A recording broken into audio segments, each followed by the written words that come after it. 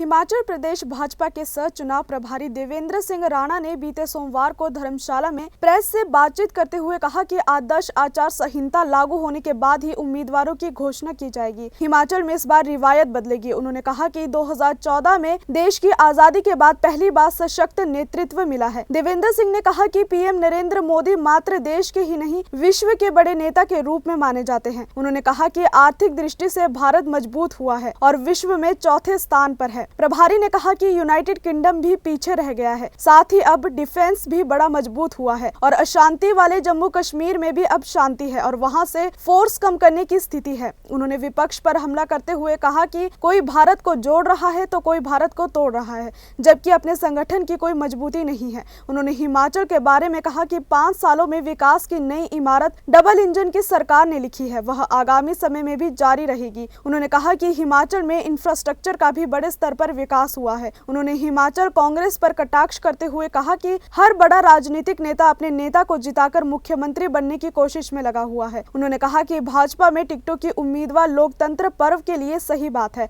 आदर्श आचार संहिता होने के बाद ही उम्मीदवारों की घोषणा कर दी जाएगी। लोगों ने इस बार रिवाज बदलने का मन बना लिया है और हमें पूरा यकीन है कि एक मर्तबा फिर यहाँ भाजपा की सरकार बनेगी और जो हिमाचल का रिवाज है कि हर 5 साल में बदलाव होता है, वो उत्तर प्रदेश और उत्तराखंड की तरह यहाँ पे भी रिवाज बदलेगा और एक मर्तबा फिर एक मजबूत डबल इंजन की सरकार यहाँ कायम होगी और पूर्ण बहुमत से और कंफर्टेबली सरकार बनेगी। क्योंकि सारा हिमाचल घूमने के बाद और लोगों से मिलने के बाद, लोगों से बातचीत करने के बाद और उनकी राय जानने के बाद एक लोगों में उमंग देखी कि वो चाहते हैं कि एक बार फिर यहाँ डबल इंजन की सरकार बने।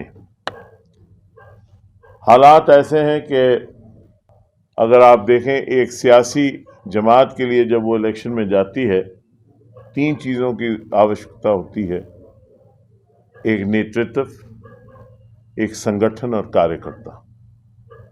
जहाँ तक भाजपा का, हमारी जमात का सवाल है, हमारी पार्टी का सवाल है, तो अगर आप हमारा नेतृत्व देखें तो मुझे लगता है कि हमारा राष्ट्रीय नेतृत्व जो है वो एक दुनिया में मिसालिया नेतृत्व है। और यशस्वी प्रधानमंत्री माननीय नरेंद्र मोदी साहब ने 2014 से जिस महायज्ञ का रचना की है, ये राष्ट्र का महायज्ञ है जो भारत को आज विश्व गुरु बनाने की कगार पे ले आया है।